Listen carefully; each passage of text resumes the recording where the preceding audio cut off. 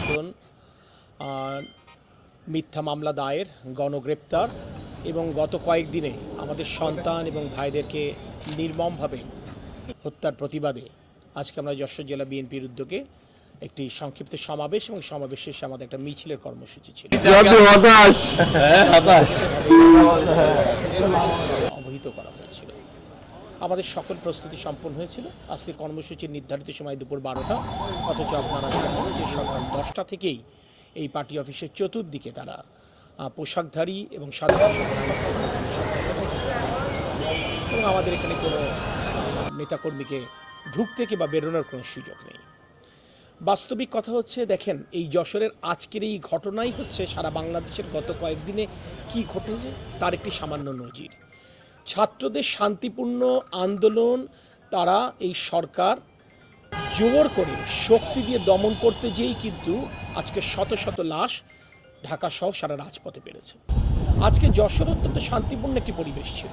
শান্তিপূর্ণভাবে আমরা আমাদের কর্মসূচি পালন করছিলাম, ছাত্ররা শান্তিপূর্ণভাবে তাদের দাবি উপস্থাপন করছিল, অথচ সেই কর্মসূচি আজকে আপনি বাধা দিচ্ছেন।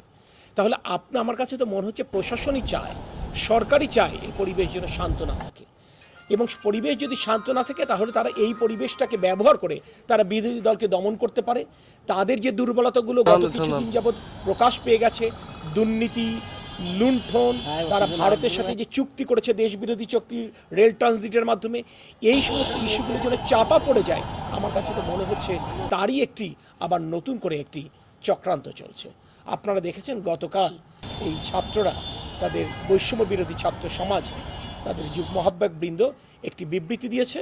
তারা খুব স্পষ্ট করে বলেছে যে আজকে শুধুমাত্র কোর্টের রায় এবং তার পরিপ্রেক্ষিতে একটি প্রজ্ঞাপনের মাধ্যমে এই চলমান সমস্যার কিন্তু কোনো সমাধান হবে না।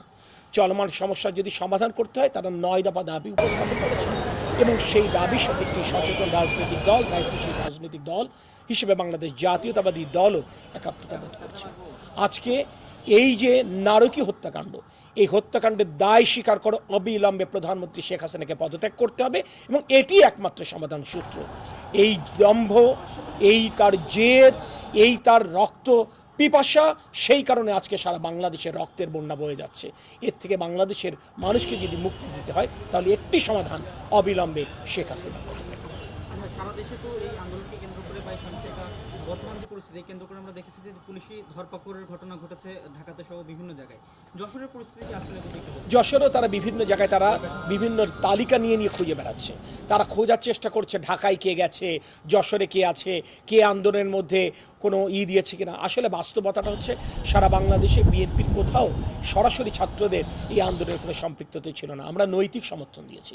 জনগণের যে দাবি, জনগণ যখনই কোনো ন্যায়সঙ্গত দাবি উপস্থাপন করবে, জনগণের রাজনৈতিক দল হিসেবে আমাদের নৈতিক দায়িত্ব হচ্ছে তাদের পাশে।